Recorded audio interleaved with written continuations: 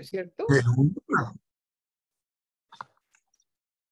Bueno, de es una. un placer presentarles a Julián, que no necesita presentación, un gran educador, fundador y director del Instituto Merani, que va a contestar la pregunta, para ser exactas, espérate a ver, de por qué los jóvenes hoy en día, ya, espérate, ¿por qué están siendo cada vez más frecuentes las crisis emocionales en los jóvenes? Esa es la pregunta que planteó Julián, que quiere conversar, sobre la cual quiere conversar. Y es un tema pues inagotable, ¿no? Y supremamente importante. Entonces, Julián, tienes la palabra para ilustrarnos sobre semejante tema. Aquí pueden ser Patricia. muchos de ustedes, pero por ejemplo Santiago Espinosa, que es rector del Colegio Caldas, que es como el hijito del gimnasio moderno en Ciudad Bolívar, de pronto tiene mucho que contarnos también. Y bueno, pues José Posada, muchos de ustedes tienen mucho que decir al respecto. De manera pues que adelante, Julián. Bueno, Patricia, muchísimas gracias por la oportunidad. Un gusto compartir con ustedes algunas reflexiones que he venido desarrollando en el último tiempo sobre esta pregunta que en realidad nos tiene muy preocupados. Preparé una presentación que a uno le ayuda mucho más a organizar el tiempo. Vamos a ver la pantalla. ¿Por qué están siendo tan frecuentes? Yo he revisado estadísticas de múltiples países del mundo. Por tiempo voy a focalizarme en 2, 3, pero este es un tema que está generando un buen tipo de discusiones. Voy a empezar por la idea de que la infancia es una categoría social, histórica, cultural, por lo tanto depende de las condiciones históricas, culturales y mucho más del que vamos a hablar, que es el de la adolescencia. Los estudios, por ejemplo, del Centro de Control para la Prevención de Enfermedades de Estados Unidos nos dan estos 2 datos. Son escandalosos. Yo nunca en la historia había visto unos datos de esta magnitud.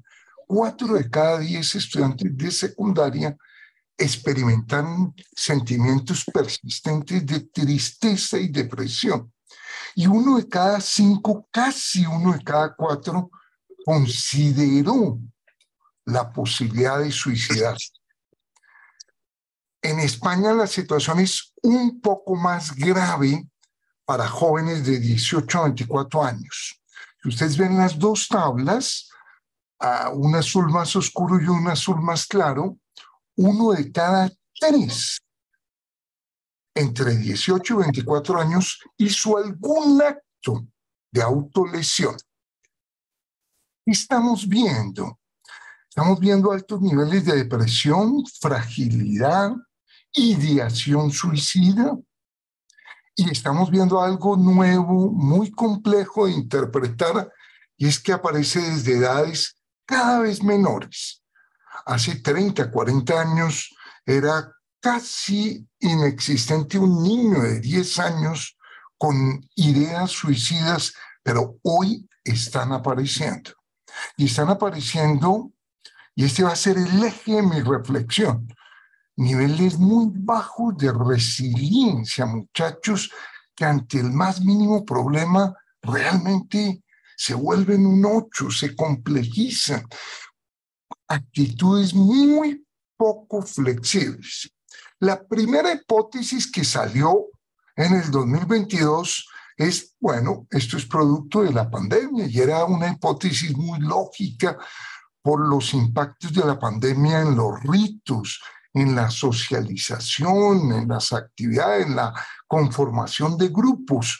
Pero cuando uno estudia con más cuidado el tema, tiene que concluir que esto no es un fenómeno coyuntural ni que esto es post-pandemia. Este es un caso más complejo. Cuando uno lo revisa unos años antes, ya venía una tendencia preocupante. Y 2021, 2022 y los primeros indicadores del 2023 nos muestran que estamos ante un fenómeno más estructural, más complejo, con elementos nuevos, difíciles de interpretar, como por ejemplo la variable género, que algunos estudios, sobre todo los que se han hecho analizando redes, ubican muchísima mayor dificultad socioemocional en el caso de las mujeres, sin que hasta el momento pudiera uno explicar. Este es un seguimiento que es muy completo y que es una noticia positiva, que es el seguimiento que hace la Universidad de Rosario. Van 7 momentos donde lo sigue. Y la noticia muy crítica fue en mayo del 2021, cuando nos decía que la alegría solo estaba presente como emoción dominante en el 5% de los jóvenes. En Colombia, afortunadamente, ya hemos recuperado, porque los niveles de tristeza, ira, estaban muy disparados. ¿Eso quiere decir que el fenómeno ya está siendo relativamente más manejable en Colombia? No. La tabla de la derecha es la tabla del mismo estudio hecho hace un mes, que les preguntó a los jóvenes en cuántos casos consideraban que ellos necesitaban un acompañamiento profesional. Esto es mayo de 2023, 22%. Son datos nuevamente muy preocupantes. Y un dato crítico ya para educadores, pero crítico, es que cuando se les pregunta si usted tiene una crisis emocional, ¿a quién acude? Todos acuden a la familia o a los amigos. Si ustedes miran la flecha que resalto, ¿cuántos acuden a profesores, a orientadores? Ninguno. 1 de cada 100 recurre a profesor o a orientador, porque encuentran el apoyo, el acompañamiento, la orientación es en la familia o en los amigos. Esta es una tabla de Bogotá, de las alertas de Bogotá, que nos muestra, si solo tomara la línea de conducta suicida, nos muestra en el año 2022 una situación bastante preocupante. El 2023 no lo podemos leer porque no es comparable, porque ahí íbamos solamente un mes y unos días, es corte a febrero. Si ustedes miran abuso y violencia, también aparece profundamente alto 2022.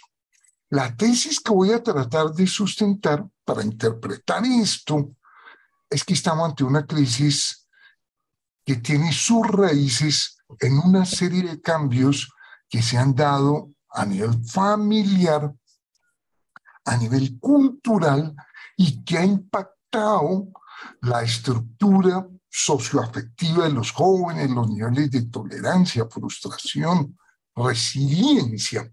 Este sería un cuadro de síntesis.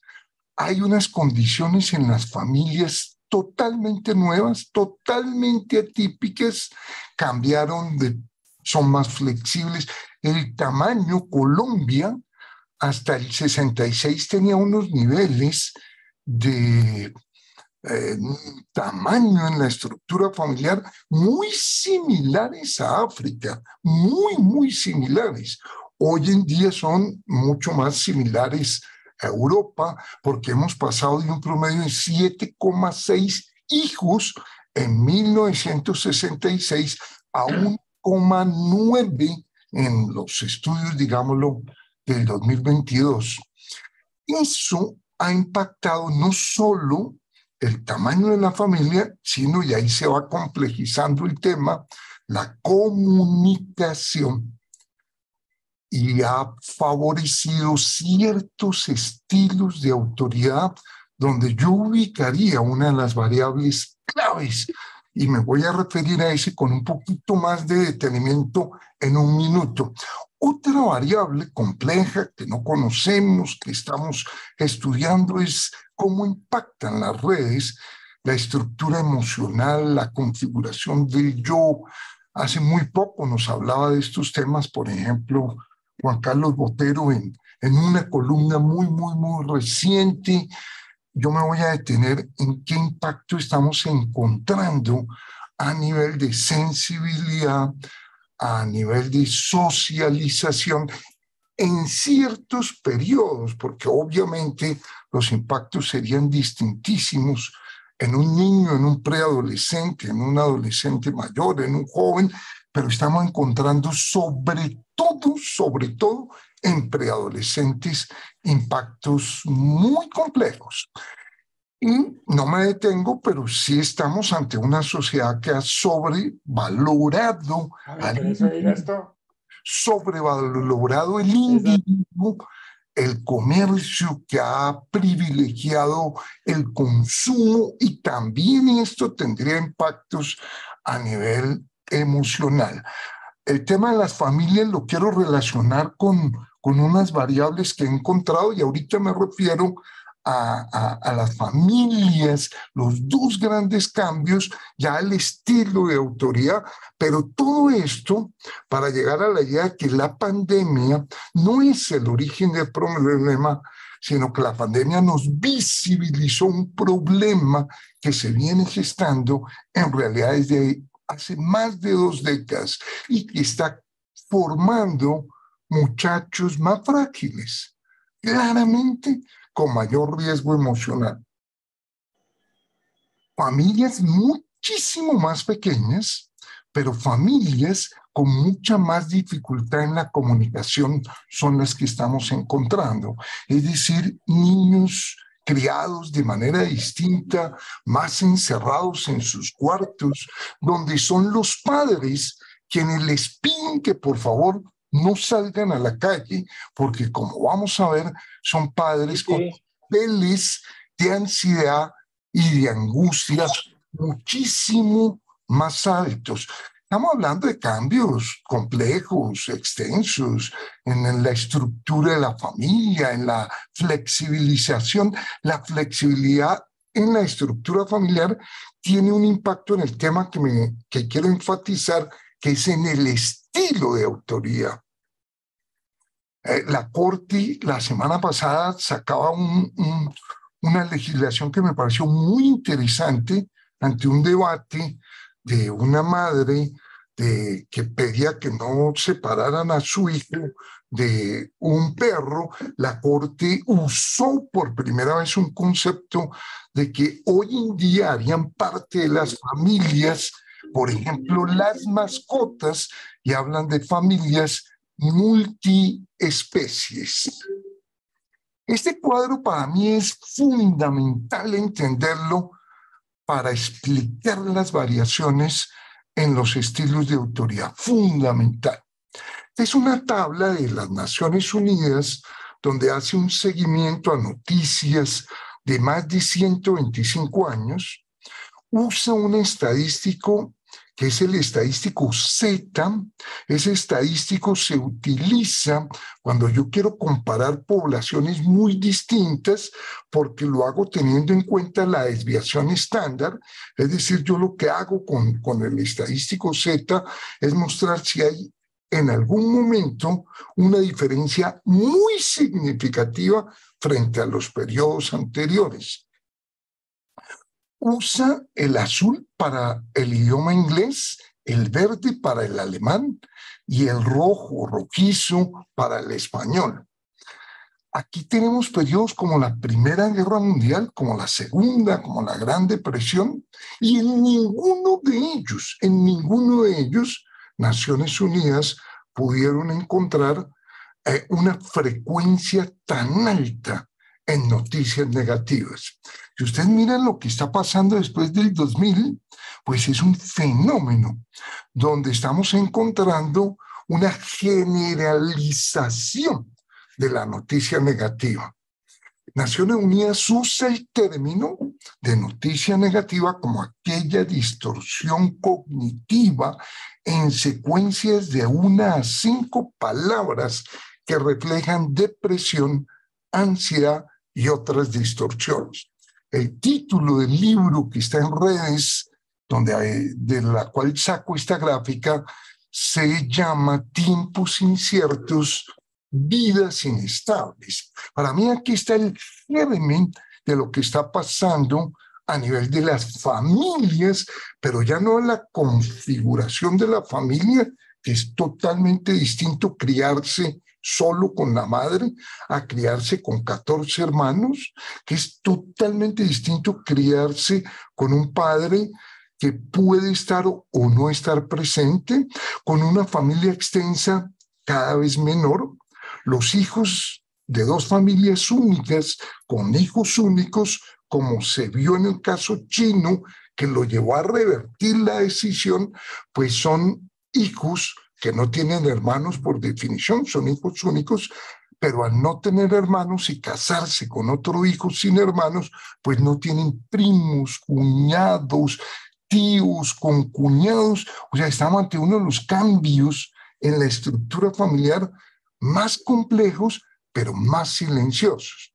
Pero el punto que quiero resaltar es la angustia que está siendo dominante de las familias modernas. Estos jardines escolares, centros escolares, que le venden a los padres la idea de que pueden filmar a su hijo en todo momento y saber qué está haciendo su hijo en cada instante, entendieron el problema, pero le dieron una solución terrible que va a ser muy costosa para la cultura. Y es que los padres ahora, con niveles de angustia muy altos, que creen que el mundo es excesivamente peligroso, que creen que cada vez que salgan a la calle los van a matar, violar, secuestrar, están formando unos niños mucho menos maduros. Una mamá con 14 hijos pues nunca podría ser sobreprotectora, pero una mamá con un solo hijo, la probabilidad de que los sobreproteja es muy alta. Es muy interesante porque mientras la percepción de las familias es que el mundo es cada vez más peligroso, lo que demuestra la ciencia es que eso no es cierto.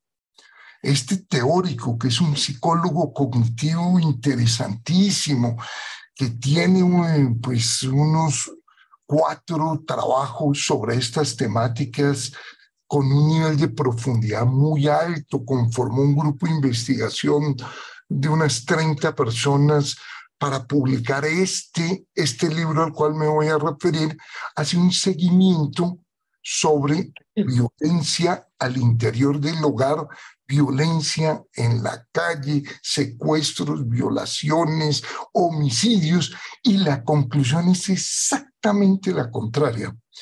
El siglo XX, dice Pinker, es el periodo más seguro y más pacífico de toda la historia humana.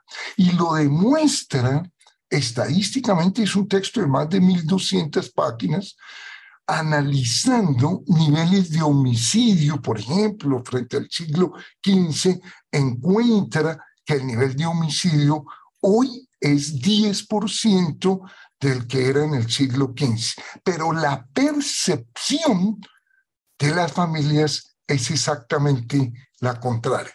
¿Qué es lo que hacen estas nuevas familias que cada vez son más dominantes? Obviamente hay variables culturales, género, hay variables fuertes socioeconómicas que modifican, pero si habláramos de estratos medios y altos, la tendencia que fue dominante en los años 90 fueron familias fundamentalmente permisivas. Las familias de los años 2000, 2010, 2020 tienen una variación muy alta asociada a la angustia, que es lo que se llamaría unas mamás, padres helicópteros. Son padres que no confían en sus hijos, no creen en sus hijos, dudan de sus hijos, no lo dicen, pero como no confían, necesitan vigilarlos. Hay un capítulo de una serie en Netflix que maneja esta temática de una manera muy brillante. La serie es muy fuerte, es Black Mirror. El capítulo se llama Arcángel y plantea lo que van a hacer estas madres una vez se pudiera hacer esto. Y es insertar un chip para poder ver por los ojos de su hija qué es lo que está haciendo en todo momento. ¿Qué está pasando con estos niños? Pues son niños muy maduros, son niños muy ansiosos, angustiados. ¿Por qué? Esto lo explica un teórico norteamericano, otro psicólogo, que es David Ausubel, que dice, vea, la hipótesis que yo tengo, dice él, es un texto de hace 60 años, la hipótesis que yo tengo es que cuando una madre está muy angustiada, la única posibilidad de que ella se tranquilice un poco es que logre que su ansiedad se la transmita a su hijo. El día que el hijo o la hija digan, mami, yo no salgo porque efectivamente las calles están muy inseguras, la mamá puede dormir. Entonces estos padres muy angustiados necesitan transmitirle la angustia a sus hijos. Los vuelven muy dependientes, muy inseguros y los sustituyen. Al sustituirlos, maduran más lentamente.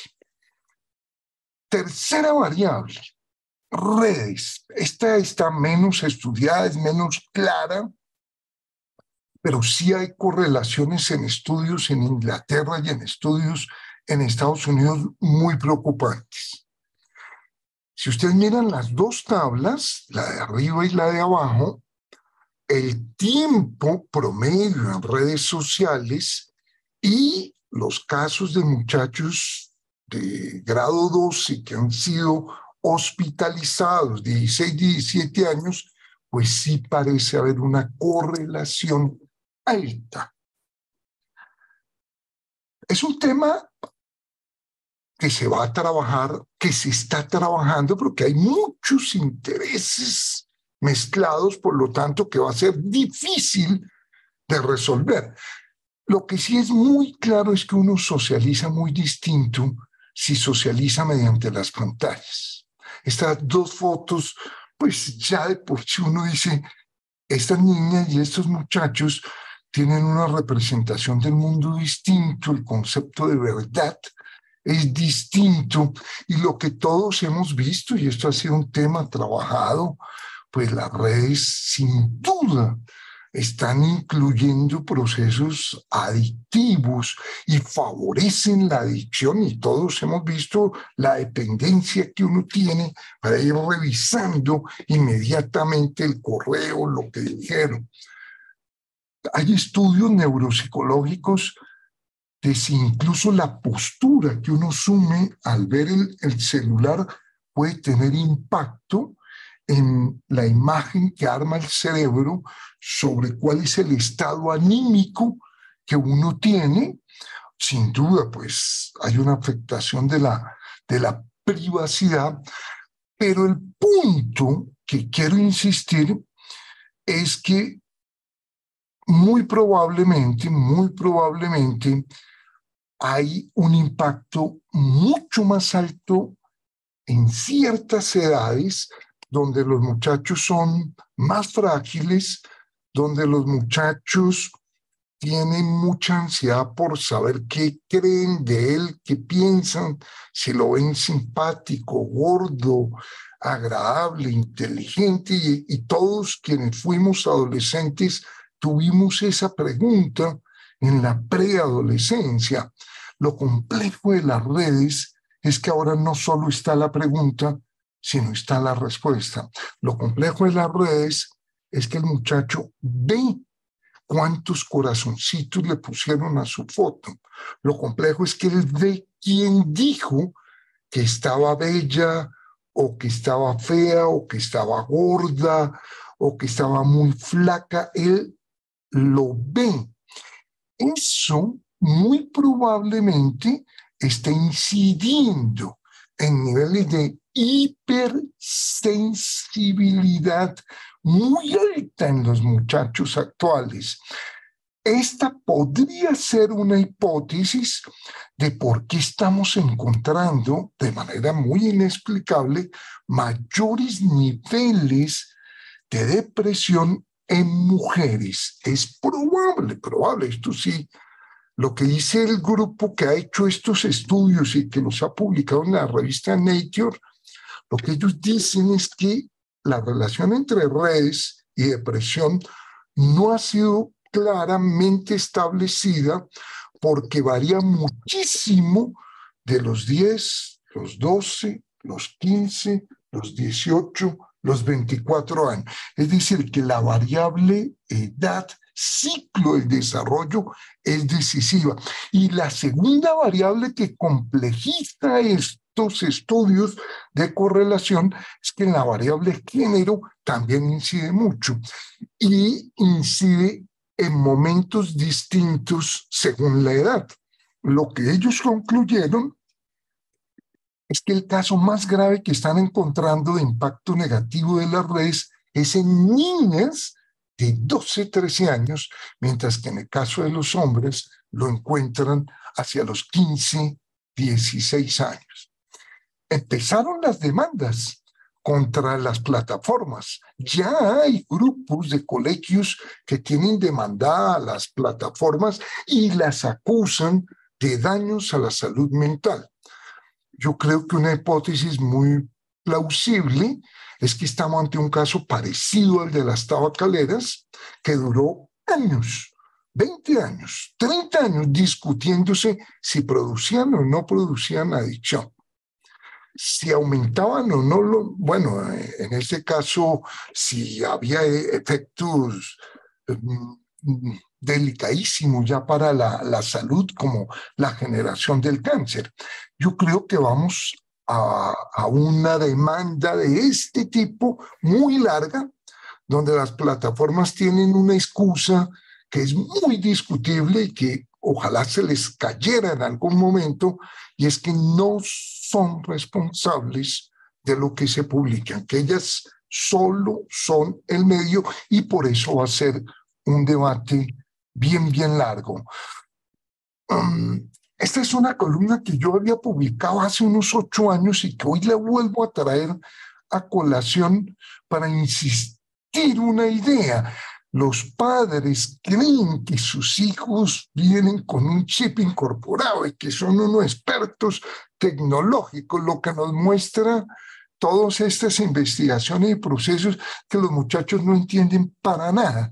¿Qué son? ¿Cómo funcionan las redes? ¿Por qué en las redes no hay borrador? Y que lo que ellos saben es un manejo totalmente operativo, pero no entienden conceptualmente la red. Yo sintetizo la idea. Los cambios de las familias muy pequeñas, en estratos bajos es frecuente ya, por ejemplo, la familia de 2 miembros, madre e hijo, es muy frecuente. Por ejemplo, cuando estuvimos en el colegio de Santiago, el que dirige Santiago el Sabio Caldas, el tipo dominante de familia ya era ese. Pero en todos los estratos las familias vienen disminuyendo, obviamente muchísimo más pues a nivel urbano. Los tiempos de comunicación son muy complejos de establecer, pero uno sí puede inferir que con un televisor en cada cuarto, con una tablet, un celular, pues la posibilidad de la comunicación se tiene que haber afectado, y los pocos estudios indirectos muestran que es así. No solo la familia, el concepto barrio pues desapareció. En un edificio no existe en sentido estricto el vecino, no hay en sentido estricto el parque. Entonces no solo hablamos de familia nuclear, no solo hablamos del debilitamiento de la familia extensa, sino de espacios de socialización que en ciertos medios culturales, geográficos, todavía siguen siendo fundamentales.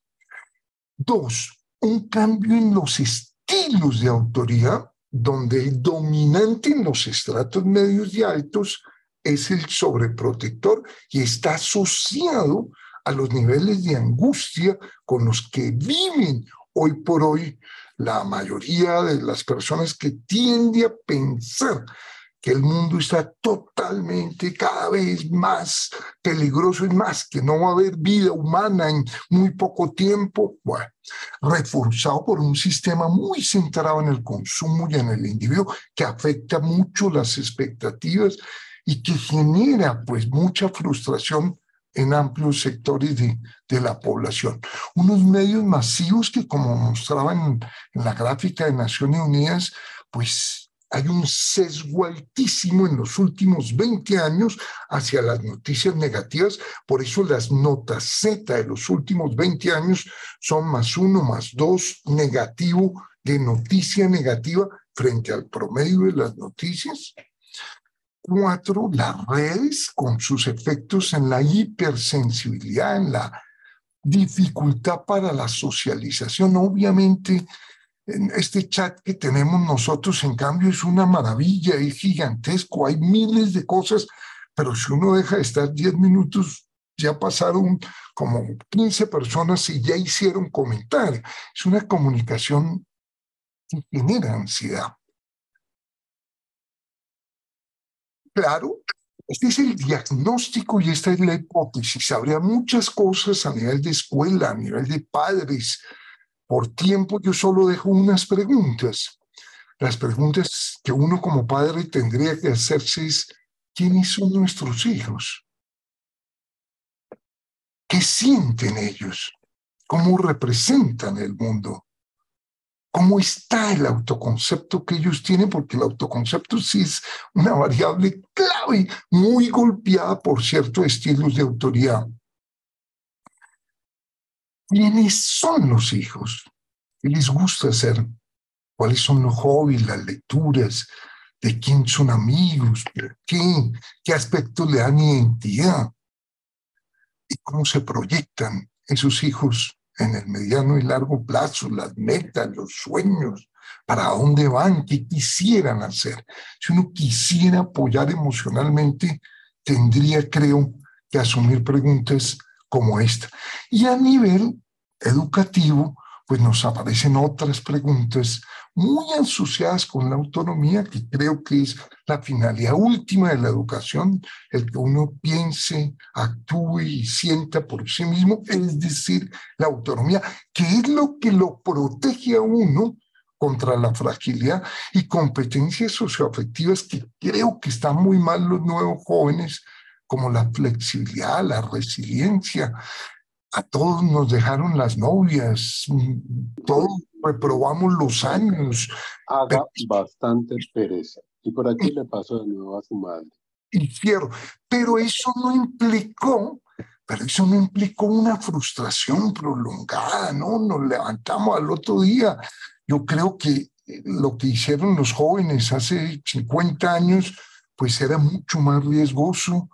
Los juegos de los jóvenes, botarse en un carro de balineras desde una calle empinada y se le atravesaba a uno un carro, pues era 10.000 veces más riesgoso, pero una mamá con 15 hijos no tenía tiempo ni posibilidad de estar pendiente de dónde estaba cada uno, y creían muy sabiamente, entre otras, que un hijo cuidaba al siguiente, y creían muy sabiamente que era más fácil tener 15 hijos que uno. Yo estoy de acuerdo con esas tesis de esas madres. Obvio, me demoraría explicando, habría muchas cosas para disminuir estos riesgos, estarían muy asociadas a que uno tenga un proyecto, un sueño, unos hobbies, unas esperanzas, a que uno socialice, porque es que uno metido en un cuarto, pues es otra infancia la que están viviendo estos muchachos a que los padres favorezcan la resiliencia, la flexibilidad, a que hablen, empiecen por hablar y hacer cosas y actividades con los hijos y a que cuiden muchísimo el autoconcepto que cada uno tenga. La autoestima es como el sistema inmunológico, le ofrece a uno resistencia, fuerza y capacidad regeneradora. Esta psicoterapeuta canadiense me parece que es muy cierto. Yo termino solo con una idea, solo con una frase también de otro psiquiatra, y es que la vida nunca se vuelve insoportable por las circunstancias, sino por la falta de significado y propósito. Lo triste y lo complejo es que hoy muchos jóvenes no encuentran significado, no encuentran propósitos. Creo que ha sido grave. Yo lo trabajaba en una columna que sé que puede generar muchas discusiones y todo, pero esas afirmaciones de los padres de que el tiempo es oro y que el niño que reprueba un año tiene que salirse de ese colegio, me parece que son gravísimas mensajes que se le dan a una juventud que estamos formando cada vez más frágil, tanto con mayor riesgo emocional. Esa es la reflexión que yo quería compartirles para escuchar y ver qué reflexión les genera, qué idea o qué quisieran comentar a partir de la sintética presentación que les he hecho. Muchas gracias, Julián. Muy importante. Pues no sé, yo quisiera darle la palabra a Santiago Espinosa, dada su experiencia como rector del Sabio Caldas en una zona tan difícil como es Ciudad Bolívar. ¿Qué opinas de la charla de Julián, de lo que ha dicho, versus la realidad que tú vives todos los días en tu No, colegio? pues, primero que todo, muchas gracias Julián por la presentación, Patricia también por lo que dices. Realmente yo creo que con algunos matices que puedas encontrar de pronto en Ciudad Bolívar, el cuadro que presenta Julián es exactamente el mismo que nosotros estamos viviendo. Digamos que yo le comentaba alguna vez a Julián que es muy evidente y nosotros lo estamos sintiendo, que hay como una crisis socioemocional en los chicos. Eso también se está traduciendo en muchos conflictos y muchos problemas convivenciales que a veces desbordan a los equipos. Y para mí la respuesta de Julián es la correcta, ¿no? Nosotros como que tendemos a responsabilizar a la pandemia de todas las cosas que nos están pasando, pero yo creo que la pandemia lo que fue como una especie de condensación que hizo que los chicos estuvieran mucho tiempo encerrados y digamos que agrandó las causas que ya Julián viene mencionando. A mí me preocupa muchísimo lo que Julián señala de la composición de las familias, ¿no? En general nosotros lo que estamos viendo es una ausencia de corresponsabilidad de los papás muy grandes, muy grandes. Digamos, nosotros pasamos de unos papás muy autoritarios, digamos, ¿no? A unos papás muy ausentes que dejan a los chicos muy solos. Y lo que dice Julián también es cierto. Si bien en Ciudad Bolívar las familias son un poquito más grandes en promedio que las del Moderno, por ejemplo, realmente lo que estamos viendo son chicos sin hermanos, muchachos muy solos. A veces incluso nos está pasando que niñas mayores, por ejemplo, hermanitas mayores, son las que se encargan de los otros hermanitos, ¿no? Luego lo que dice Julián es absolutamente cierto, ¿no? Nosotros sentimos eso. Si bien el acceso a la tecnología no es tan grande en nuestras comunidades, nosotros tenemos más o menos como un 50% de estudiantes con uso pleno de la conectividad. También el tema de los juegos está incidiendo. Luego yo te diría que a la pregunta que me hace Julián y la pregunta que me haces tú es que el diagnóstico que presenta Julián es tal cual el que nosotros estamos viviendo, con algunos matices propios, pues, de nuestra comunidad, ¿no? Y una pregunta, tú antes de estar en el Sabio Caldas estabas en el Moderno y ahí trabajaste mucho tiempo. ¿Qué Ujú. diferencia ves entre los muchachos del Moderno y los muchachos del Sabio Caldas, estrato 6 y estrato 1, desde el punto de vista de estos problemas emocionales? Sí, digamos que mira, yo siento que hay una constante igual generacional, ¿no? Realmente, yo no he encontrado una realidad radicalmente distinta en Ciudad Bolívar, digamos, ¿no? Son chicos que en general pues están un poco imbuidos en la inmediatez, ¿no? Eh, yo tengo una preocupación, por ejemplo, en Ciudad Bolívar, te la comentaba hoy, Pati, se la comentaba Edna Bonilla, y es el tema de las nuevas masculinidades, ¿no? Yo siento que es un tema que nosotros deberíamos abordar mucho más, porque si bien Julián señala que en las estadísticas las niñas son las que más están sufriendo estos temas, nosotros estamos viendo internamente que pueden ser los hombres, ¿no? Porque por las realidades propias de Ciudad Bolívar es muy difícil que un hombre, por ejemplo, culmine la universidad porque el trabajo es difícil, la imagen del padre ausente pesa mucho, ¿no? Y en general ahí yo siento que tenemos que hacer un trabajo muy grande, pero yo te diría, Pati, que la realidad es muy similar.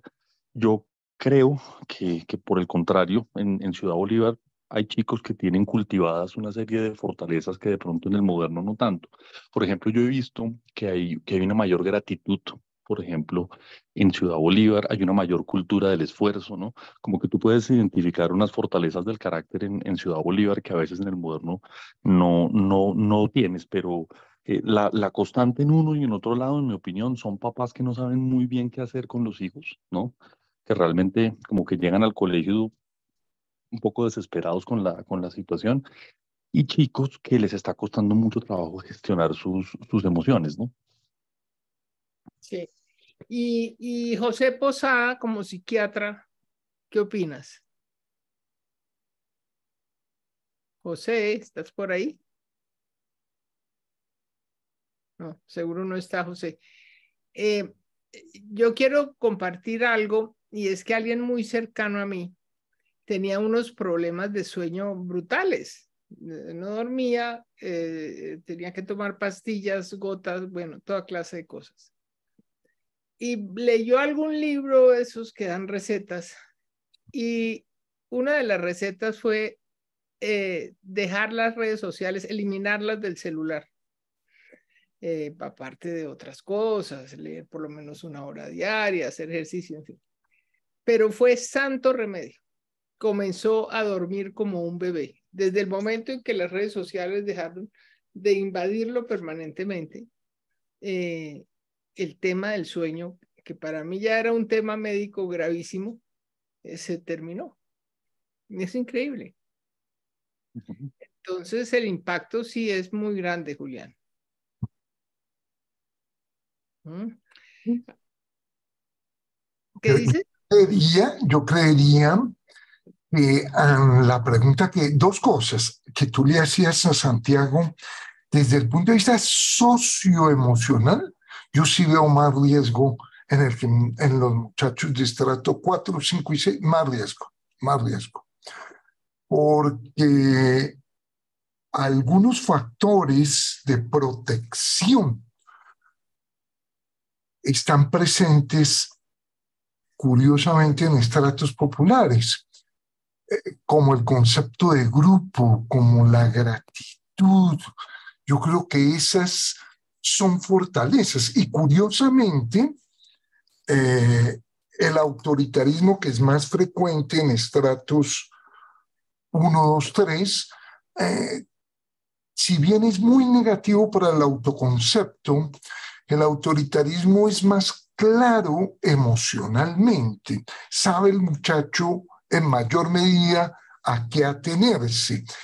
Los modelos sobreprotectores y los modelos permisivos son más ambiguos emocionalmente para las familias. Y estaría totalmente de acuerdo en que si alguien no está durmiendo, una posibilidad debería estar en limitar, es que obviamente no es prohibir de ninguna manera, pero sí limitar a ciertos momentos.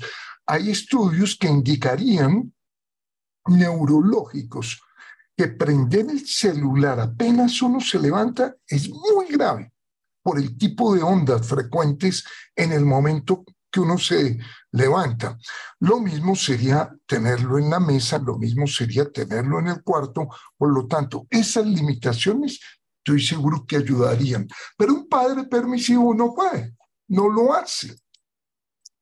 Bueno, y Y si te dijeran que dieras un recetario de qué deben hacer los padres y madres para evitar al máximo la posibilidad de la ideación suicida y la depresión en sus hijos, ¿tú qué dirías? Ah, no, habría dos, pero así nucleares, nucleares, nucleares. Hablar, hablar, oír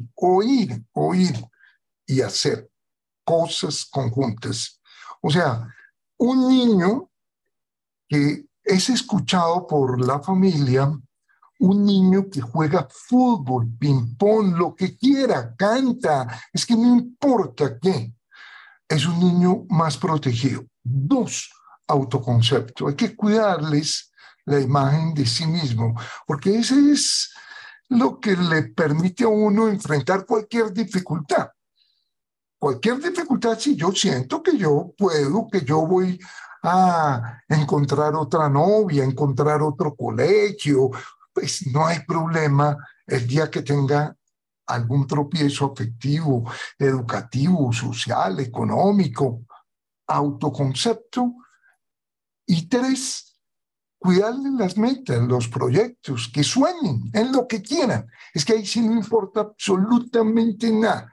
El que se apasione por la pintura o por la lectura o por la escritura o por el humor o por el canto, pero que se apasione. Eso es lo que nos da sentido en la vida. Las pasiones, los grupos y lo que nos da fuerza para superar los problemas, pues es la resiliencia, que hoy no la cuidamos. Hay un grupo que está ahí levantando la mano. Sí, y sí, Eduardo, vamos con Eduardo, Álvaro, Clemente, a ver, vamos. Eduardo. Bueno, muchas gracias, Julián, por tu charla, muy interesante. Voy a hacer un comentario que se aleja un poquito del tema principal, pero que tiene que ver con el libro que citó al comienzo, Julián, de Steven Pinker. Le hago un comentario porque es un pensador bastante, bueno, no voy a decir peligroso, pero casi, es un pensador muy popular, con obras muy de bestseller, pero que tiene una ideología bastante complicada Pinker, y que es muy polémico. Y en el caso, por ejemplo, que citaba en el libro que citaba Julián, en que hablan de disminución de la violencia, es uno de los libros más criticados por la falta de rigor que tienen los argumentos. Por ejemplo, se lo acusa de ser este libro de ser una justificación de los progresos del capitalismo, ¿no? De decir que es un libro que quiere mostrar que gracias al capitalismo todo marcha mejor que en el pasado. Es un poco eso. Y eso es un libro que fue escrito en un momento en que Estados Unidos tenía no sé cuántas guerras al mismo tiempo, con Barack Obama, que fue Premio Nobel de la Paz, pero que arrancó no sé cuántas guerras en varios continentes. Y que se olvida ese libro de una violencia, tal vez el número de homicidios y este tipo de violencia ha disminuido efectivamente, pero se olvida de una violencia que puede ser igual o más importante y que tiene mucha influencia en los problemas de los jóvenes, y ahí llegó al tema de Julián, y es el hecho de la violencia económica, la inestabilidad que se tiene en el empleo, la inestabilidad que se tiene en el empleo y la angustia que crea en los empleos actualmente. Cuando se habla del teléfono y las redes sociales, se olvida un peligro del teléfono, y es el hecho de que gracias o por a causa de tener este teléfono disponible a todo momento, tu patrón te puede llamar a toda hora te puede llamar y te puede decir y te puede reclamar que tienes que hacer tal cosa, tienes que estar disponible a todo momento. Y con la inestabilidad del empleo, si no le das esa disponibilidad al patrón, vas a perder el trabajo. ¿Y cómo se puede pedir a los padres que le den tiempo a los hijos, que los escuchen, que hablen con ellos, cuando están preocupados por el trabajo, que están preocupados por la situación económica? Ese tipo de violencia lo olvida completamente Pinker en su libro. Eso es todo. Muy bien. Álvaro. Julián, muy buena el refrescamiento que nos hace sobre este tema tan complejo de la adolescencia y sus problemas emocionales. Yo quisiera como rescatar algunas ideas que dijiste para poder dar algunas ideas también. Una es que la adolescencia es una construcción social. O sea, hay tribus en las cuales la adolescencia no es tan prolongada como la nuestra, que puede llegar a los 50 años, ¿no?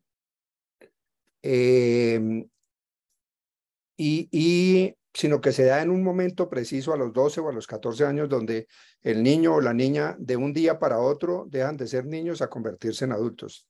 Nosotros hemos prolongado esa adolescencia, digamos que podemos suponer que son 6 años, ¿cierto? Pero la verdad, tenemos adolescentes de 25, de 30 y de más años. ¿Eso qué significa? Que estamos construyendo, como usted mismo lo dijo en algún momento, una sociedad en la cual la gente está más pendiente de su autoimagen o de, como usted dice, su autoconcepto, y en la construcción de una identidad que depende demasiado de la relación con los demás, que se motiva profundamente por la acción de las redes. Pero además es metidos en una sociedad muy compleja, que es la famosa sociedad del deseo. Todo lo que deseamos, todo lo queremos tener ya, porque vemos en las redes, a través de una serie de puntos referenciales sociales, de que es probablemente fácil y que además es muy gustoso tener. Eso crea mucha insatisfacción, crea mucho problema emocional. Hay un punto importante que creo que vale la pena rescatar, y es que de las emociones se habla mucho hoy en día. Desde que Antonio Damasio nos recordó que éramos seres emocionales y que rompió la dualidad de Descartes en hablar de la mente por un lado y el cuerpo por otro lado. En ese momento en que Damasio nos hace reflexionar sobre lo que son las emociones en la vida cotidiana, lo que nos invita es, y eso lo he venido desarrollando muy bien, la emoción no solamente es un instrumento que los seres humanos tenemos como una manera de defendernos o de mostrarnos frente a los demás, sino que es uno de los instrumentos más refinados para la interacción social. Y eso es importante tenerlo, porque resulta que todos somos seres emocionales más que seres racionales. Es decir, no hay en ningún momento de nuestras vidas que no tengamos una emoción. Si yo les preguntara a cada uno de ustedes qué emoción tienen, cada uno sería capaz de describirme en este momento qué emoción tienen, o qué emoción tendrían cuando termine esta conferencia, o qué emoción tendrían cuando empezaba esta conferencia. Y muy probablemente en esos 3 momentos las emociones son distintas. ¿Qué pasa con esto? Cuando uno habla de emociones en grupos humanos, lo que normalmente la gente dice es fácil, a gestionar las emociones.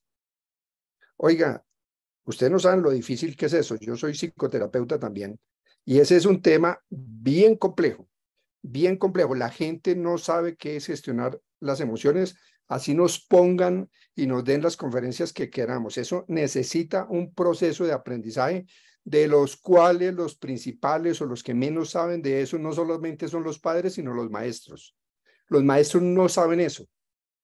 La mayoría de los maestros no saben eso, y yo no sé si hay colegios que han enfatizado mucho en esto, porque yo no conozco muy bien el medio educativo, pero por lo menos lo que yo conozco de la escuela pública, eso no existe. Existen unas señoras o señoritas que se llaman orientadoras, que no tienen idea del tema, pero a la cual les caen todos los 1.400 alumnos para resolver el problema que la profesora no entiende ni sabe cómo solucionar.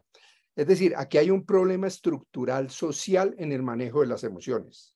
Es lo que quiero mostrar, donde se incluye a una familia que no sabe qué son las emociones, y que si le agregamos el elemento que planteaba ahorita Eduardo sobre la parte económica en una sociedad tan compleja como la nuestra, pues agrava mucho más la tal gestión de emociones.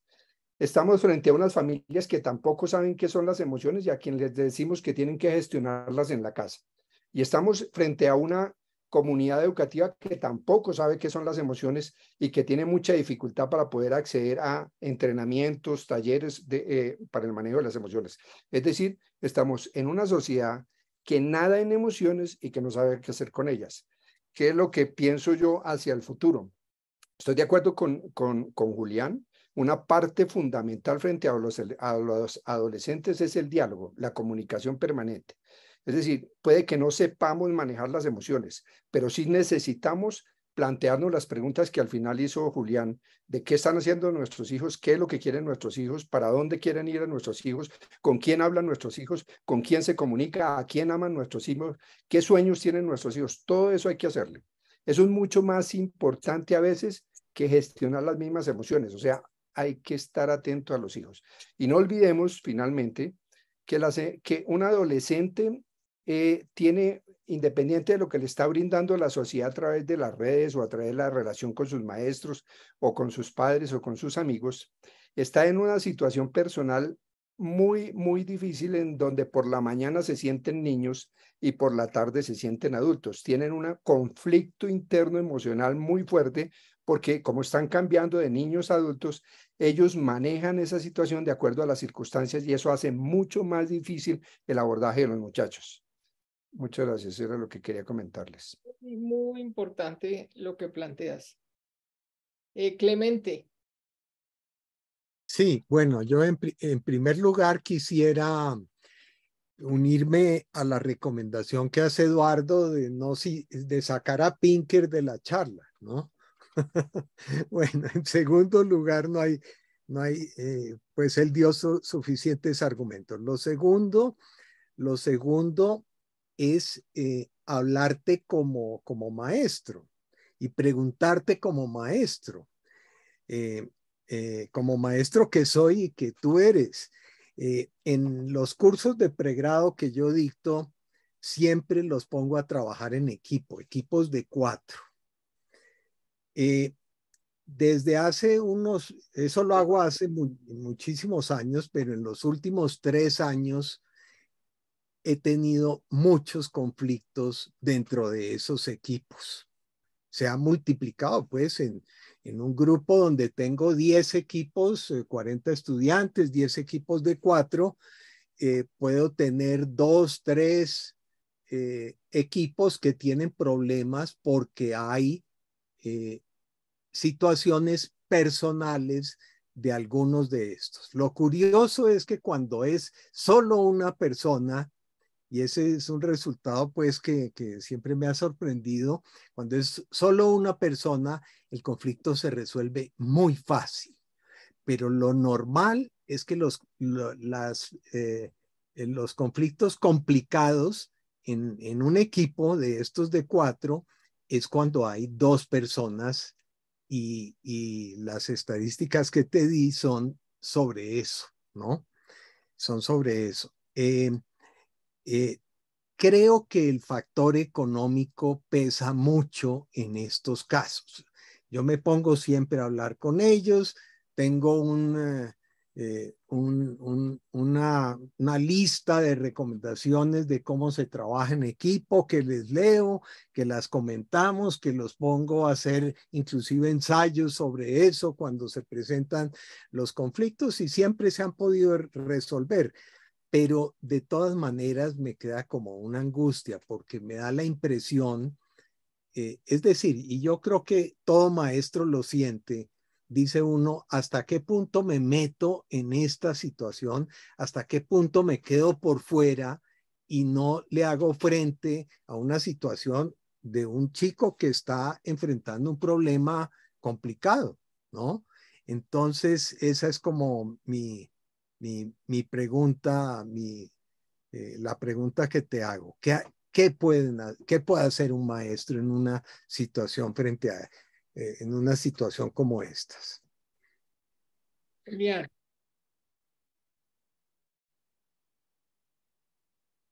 ¿Quieres que comente ahí, Patricia? Sí, claro. Una pregunta antes. ¿Por qué hay más dificultad en el trabajo en equipo? Y eso va a ser creciente. Es decir, es un poco obvio que los hermanos son el mejor medio que pensó la humanidad y la cultura para que uno aprendiera a resolver conflictos, para que se volviera más empático, para que aplazara la satisfacción, para que aprendiera que los zapatos no son de uno, sino del que los necesitaba y podían ser del hermano. Entonces, yo creo que hoy hay más conflictos y que van a seguir habiendo más conflictos porque la crianza de un niño solo está gestando los problemas para la resolución de conflictos. Y obvio, ¿qué es lo que hay que hacer? Hay que trabajar ciertas competencias socioafectivas que no se trabajan en la educación. Uno, la empatía, ponerme en el lugar del otro. ¿Eso cómo se hace? ¿Cómo lo hacen en Francia? Con arte, con arte. Encontraron que el arte era el clave porque si yo hago teatro, yo me pongo en el lugar de. Si yo canto en un coro, yo tengo que ir al tiempo con el compañero. Esta es una escuela en la que hemos construido profundamente individualista.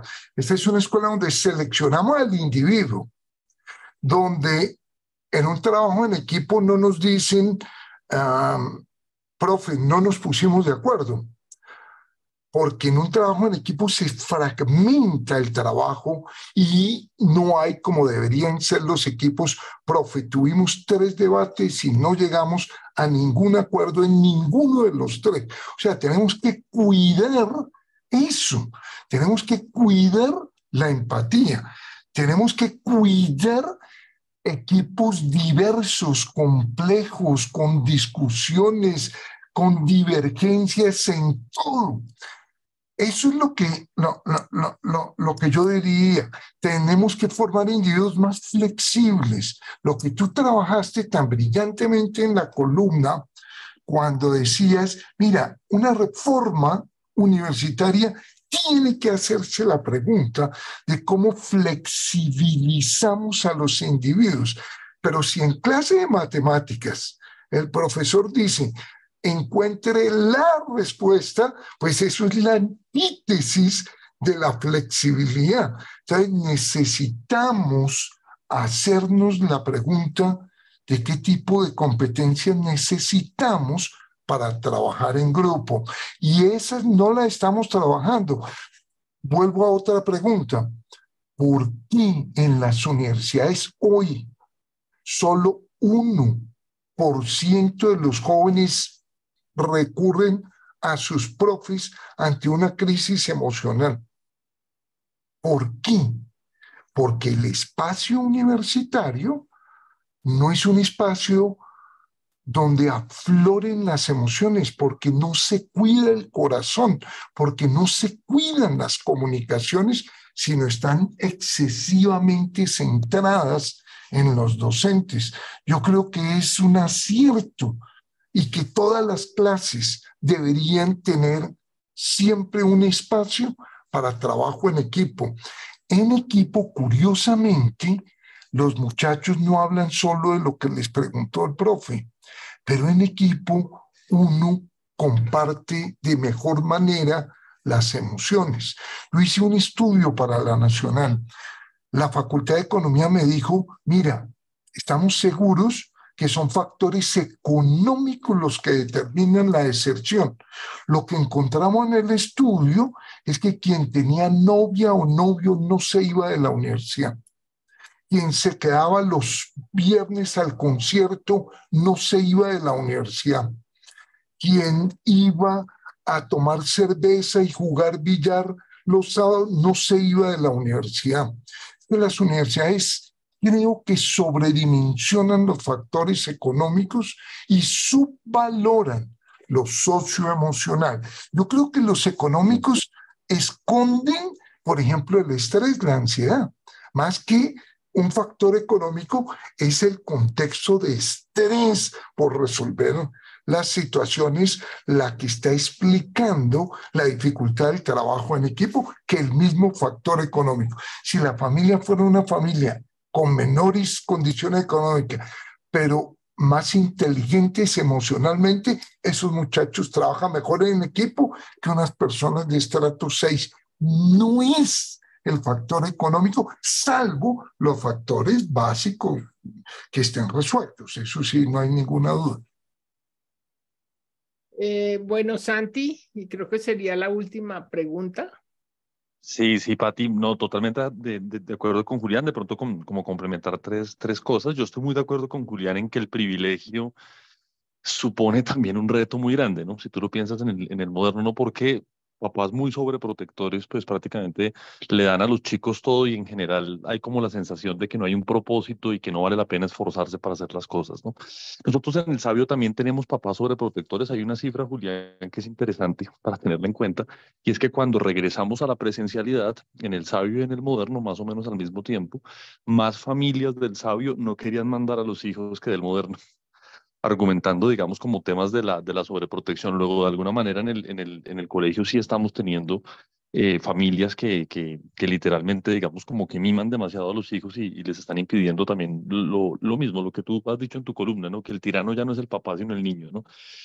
Sin duda ninguna, Pati, a tu pregunta, yo siento que lo que a mí más me preocupa en el sabio en relación con el moderno, sí es el fenómeno de los padres ausentes.